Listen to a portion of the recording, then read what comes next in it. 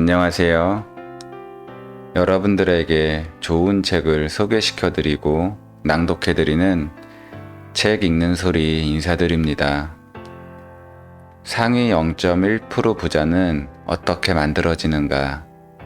마지막 이야기 들려드릴 텐데요. 이 책에서 읽어드리고 싶은 부분들이 이렇게나 많이 남아 있어요. 그런데 사회 분량 이상으로 읽어드리면 너무 지루한 부분이 있는 것 같아서 고민을 좀 많이 했어요. 그래서 더욱 신중하게 이번 내용을 선택한 것 같습니다. 오늘 읽어드릴 책은 리드리드 출판사에서 출판하시고 박지영 작가님이 지으신 책 상위 0.1% 부자는 어떻게 만들어지는가입니다. 지금 영상을 녹화하는 이 순간에 창밖으로 비가 부슬부슬 내리고 있어요. 따뜻한 커피 한 잔과 좋은 책으로 한껏 사치를 부려보려고 합니다. 여러분들도 따뜻한 차 한 잔과 영상을 보고 들으시는 10여 분의 이 시간들이 여러분들에게 힐링이 되시는 그런 시간이 되시기를 바라봅니다. 여러분의 구독과 좋아요는 영상을 만드는 저에게 큰 힘이 될 것 같습니다. 그럼 책 내용으로 같이 들어가 보실까요? 당신의 취미는 무엇인가? 남산에 자리한 H호텔 그랜드 볼룸에서 행사가 열렸다. 한불 상공회의소 갈라 디너에 프랑스 문화와 샹송에 관심이 있는 VVIP 회원들을 초청한 것이다. 우리에게도 익숙한 프랑스 출신 연예인이 오늘의 MC다. 행사의 백미는 당연 디너쇼였다. 에디트 피아프, 이브 몽땅 이후 최고의 상송 가수로 인정받는 파트리샤 카스의 공연이 있는 날이었다. 중성적인 외모와 목소리에서 나오는 관능적인 무대 매너에 같은 원형 테이블에 앉은 회원들 모두 그녀의 매력에 홀딱 빠져버렸다. 허스키한 데다 호소력 있는 목소리로 들려주는 퇴폐적이면서 이지적이기도 한 묘한 매력이 있었다. 노출이 전혀 없는 톤 다운된 블랙의 정장을 입고 노래하는데도 얼마나 관능적이고 몽환적인지 보는 내내 다들 압도당했다. 부록을 넘긴 중년의 나이임에도 공연은 기대 이상이었다. 공연이 끝나고도 여우는 쉽게 가시지 않았다. 평소 회원들의 모습과는 달리 열정적으로 공연을 즐기고 있는 모습이 신선해 보였다. 음악이 무장해제를 시킨 탓인지 모두들 감흥에 젖은 상태 그대로 자신들의 감상평을 내놓았다. 그중 이제껏 근엄한 모습으로만 비춰졌던 경기도의 한 종합병원 원장의 환호하는 모습이 좀 놀라웠다. 그는 평소와 다르게 말문이 터져서 유머와 위트 넘치는 건배 제의를 계속하고 있었다. 자신이 좋아하는 걸 즐기고 있을 때 얼마나 자유롭고 신나는지 알 수 있었다. 이를 본 홍보회사 이 대표가 공감한다는 듯 말을 꺼냈다. 전 요즘 사람들을 만나면 취미가 무엇인지 꼭 물어봐요. 일 이외에 어떤 곳에 시간을 보내는지는 생각보다 그 사람에 대한 많은 정보를 말해주거든요. 취미가 없는 사람은 향기 없는 꽃이랄까? 자기 색깔이 없는 사람이라는 생각이 들어서 아무리 멋진 외모를 가졌다고 해도 매력 있게 느껴지지 않더라고요. 취미가 없다는 건 자신이 어떤 걸 좋아하는지 충분히 생각해 본 적이 없다는 뜻이니까요. 이에 병원장이 맞장구를 쳤다. 나도 이 대표님의 말에 전적으로 공감해요. 사람들은 일하느라 바빠서 취미가 없다고 핑계를 대죠. 하지만 그런 사람은 시간이 펑펑 남아 백수로 지내도 취미를 발견하지 못할 사람이거든요. 그런 사람들은 인생의 재미를 찾으려 하지 않았던 것 같아요. 아님 스스로 어떤 사람인지 자아에 대해 둔감하다든가 아닌가요? 그 자리에 있던 사람들은 모두 고개를 끄덕이며 수긍했다. 그리고 피대학의 학장님은 너무 모범생 같은 스타일이라 딱히 취미를 떠올리기가 쉽지 않았다. 그런 그가 밝힌 취미는 놀랍게도 가죽 공예였다. 처음엔 그냥 자기가 쓸 서류 가방이나 만들어 보자고 시작했는데 점점 기술도 늘고 디자인 감각도 좋아졌다고 했다. 이제는 친한 지인들에게 이니셜을 새긴 특별한 명함 지갑이나 동전 지갑을 만들어 선물하는 것이 일상의 큰 즐거움이 되었다고 한다. 나이 들어 퇴직하게 되면 본격적으로 시작해보고 싶을 만큼 좋아하는 일이 되었다고 덧붙였다. 한때 미술학도를 꿈꾸었다던 로펌 대표는 지금도 2년에 한 번씩은 조촐하게 개인전을 열 만큼 그림에 열정적이다. 성공한 사람들이라고 해서 대단한 취미를 갖고 있는 건 아니다. 하지만 분명한 건 자신이 뭘 좋아하는지를 잘 알고 그걸 할 때 행복하다는 사실을 알고 있다. 자신을 행복하게 만드는 인생의 재미를 놓치지 않는 멋진 사람들인 것이다. 이렇게 취미 예찬론이 펼쳐지는 가운데 유독 말없이 듣기만 하던 중소기업 대표가 있었다. 다음날 전화를 드렸더니 좋은 공연에 초대해 주어서 고맙다는 인사의 말과 함께 삶을 멋지게 즐기며 살고 있는 사람들도 많은데 왜 난 그 사소한 일상의 재미들을 놓치고 살았을까 하는 생각이 들었다는 것이다.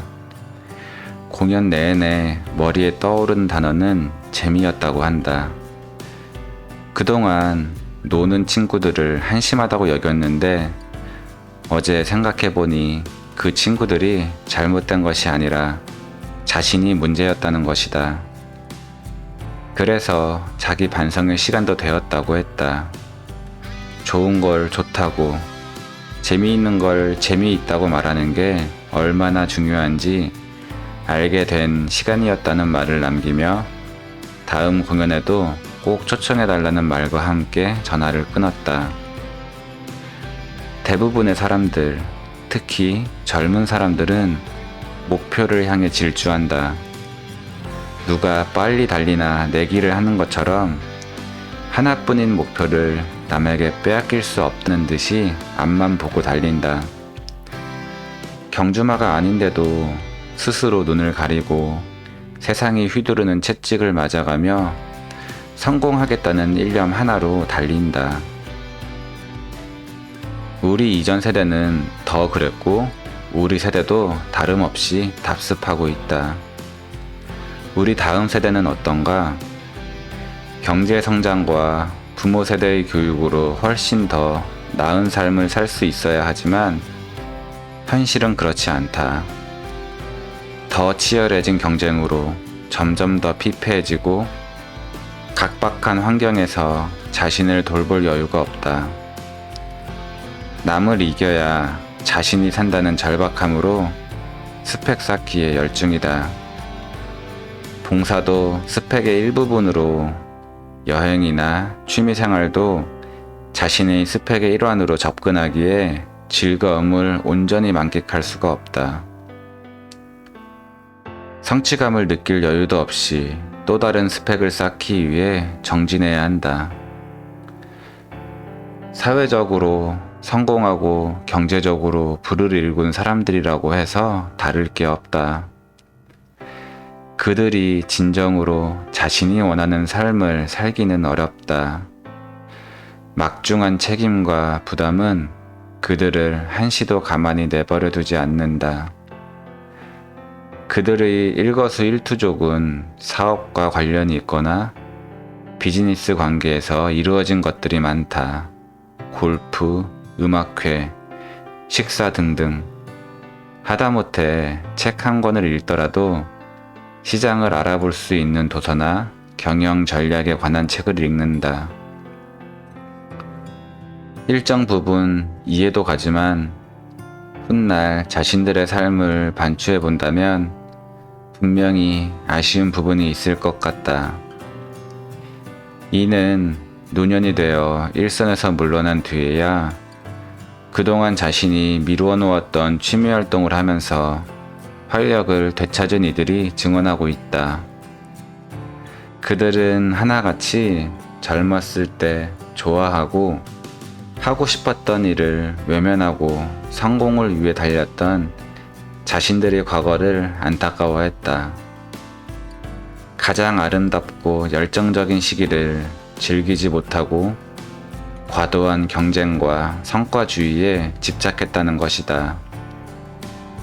그 결과 남는 것은 성공이 가져다준 성취감이지만 이마저도 특별히 기억해주는 이가 없고 흐르는 시간 속에 퇴색되고 있다고 했다. 그런 자신에 대해 열심히 살았지만 잘 살았다고는 말할 수 없다라고 고백하는 것이다. 시간을 잘 안배해보자. 시간이 없다고 즐겨하던 취미를 접는 것이 아니라 세상을 향한 호기심을 넓힌다는 의미로 취미를 활성화시켜 보는 것이다. 모든 경험은 자신에게 어떤 방식으로든 작용을 한다. 세상에 관해 다양한 관심을 갖는 사람일수록 더 많은 행복을 느낀다. 그래서 자신이 좋아하는 대상과 시간을 늘려가는 게 취미 생활이 아닐까? 마음의 여유와 자신의 감정과 기쁨을 소중히 여기기에 시간을 할애하고 자신의 감정을 채우는 것이다. 자신을 사랑하는 것과 일에 대한 즐거움을 더해주는 일이다. 어떤 취미를 갖고 있나요? 라는 질문에 자신의 취미를 당당하게 말할 수 있는 사람이 되자. 그것이 상대의 호기심을 자극할 수 있거나 유대감을 형성할 수 있는 좋은 소재가 된다. 성공한 사람들과의 만남의 자리에서 취미로 인해 인맥이 형성될 수 있고 공유하는 시간을 유쾌하게 보낼 수 있다. 21세기는 재미를 추구하는 사람이 성공하는 시대, 즐기는 사람이 이기는 시대다. 지식만 좇지 말고 눈을 들어 세상을 보라. 학교에서의 우등생이 사회 나와서도 우등생은 아니다. 학교 다닐 때 공부 잘한 우등생이 부자로 성공하진 않는다. 공부머리와는 다르다. 이런 말을 한두 번쯤은 들어보았을 것이다. 사회생활은 답이 없거나 정답보다는 융통성, 대처능력, 인간성 등을 활용해야 하기 때문에 주로 책상 앞에서 문제만 풀던 우등생들이 더 힘들어할 수도 있다. 그래서 그동안 착실하게 모범 답안에 맞춰 살았던 사람보다 역경을 이겨내고 차별된 환경을 이겨내야 했던 괴짜들이 성공하는 경우가 많다. 팔순을 바라보는 노 신사분과 대화를 나눌 계기가 있었다. 한국 전쟁 때 피난을 다니며 초등학교를 졸업하고 경기 중고교를 거쳐 서울대를 졸업한 당대 최고의 엘리트 코스를 밟은 어른이셨다. 젊은 시절 기업의 임원을 거쳐 사업가의 길을 걸었는데 당시로는 흔치 않는 해외 출장의 경험도 많았다고 한다. 그런데 그분의 입에서 나온 말은 뜻밖이었다. 그는 중학교에 들어간 손주들에게 힘들게 공부할 필요가 없다고 한단다. 이유는 과거에는 좋은 학교, 학벌을 가진 사람들에게 훨씬 더 많은 기회가 주어진 사회였지만 이제는 세상이 많이 바뀌어 자신이 잘할 수 있는 것 한 가지만 있다면 굳이 안 맞는 공부를 위해 늦게까지 학원에 시달리며 공부에 매달리지 않아도 된다는 것이었다. 우리는 학교를 졸업하고 사회생활을 하면 그때서야 공부가 제일 쉬웠다고 얘기한다.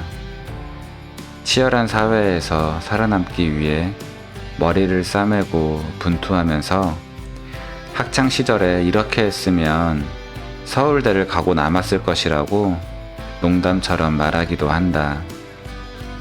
학교 공부야말로 내가 열심히 하면 하는 대로 점수가 나오고 성과를 낼 수 있다.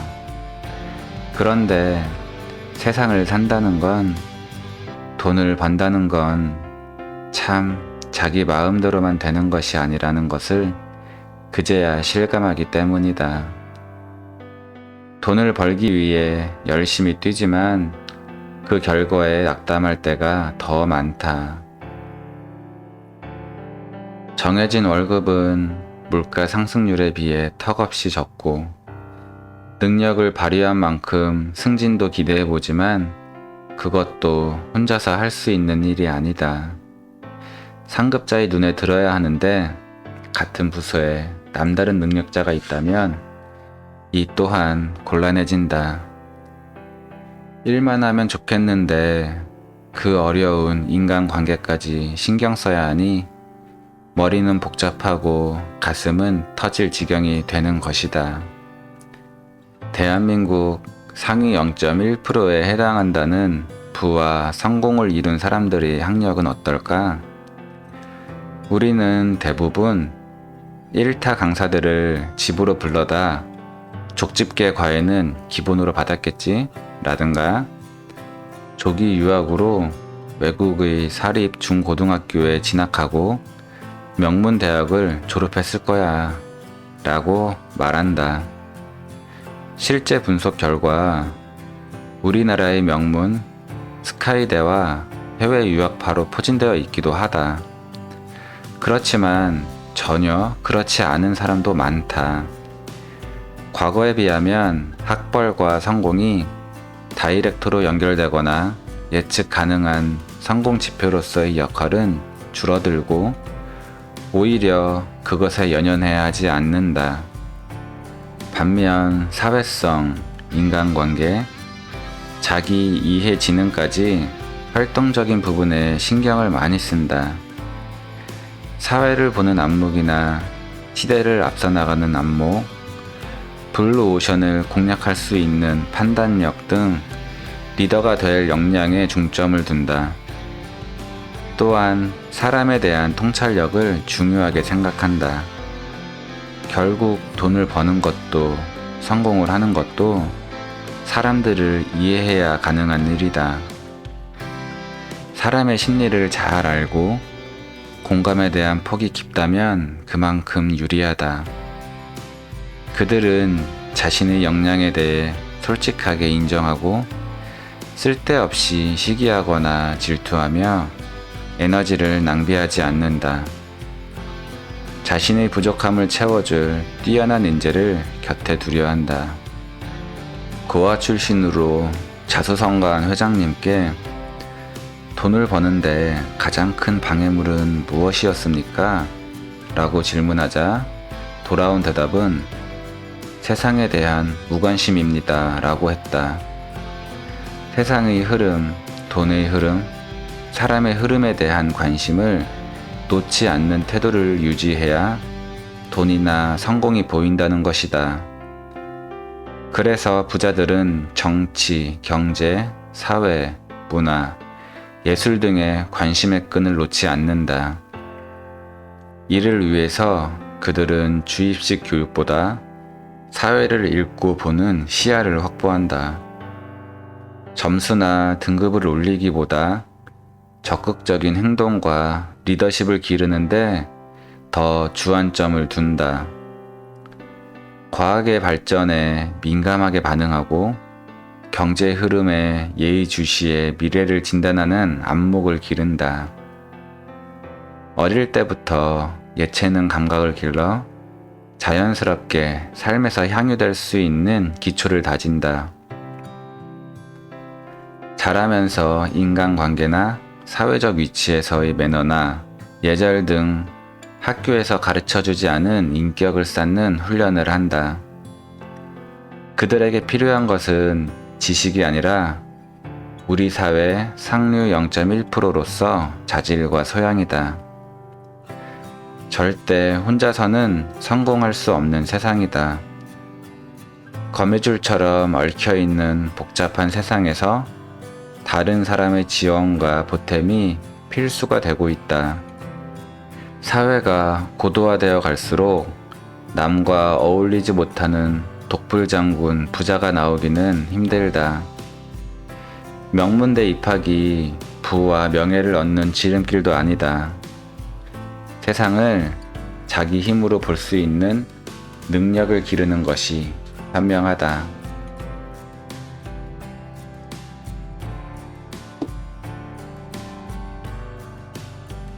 세네카라는 분의 명언 중에 인간은 항상 시간이 모자란다고 불평을 하면서 마치 시간이 무한정 있는 것처럼 행동한다 라는 말이 있습니다. 순간순간이 너무도 귀한 시간들이에요. 부디 눈을 들어 더 넓은 세상을 바라보며 세상을 바라보는 힘을 기르기를 바라봅니다. 오늘 하루도 고생하신 여러분 고생 많으셨고요. 오늘 저녁에도 편안한 저녁 시간 되세요.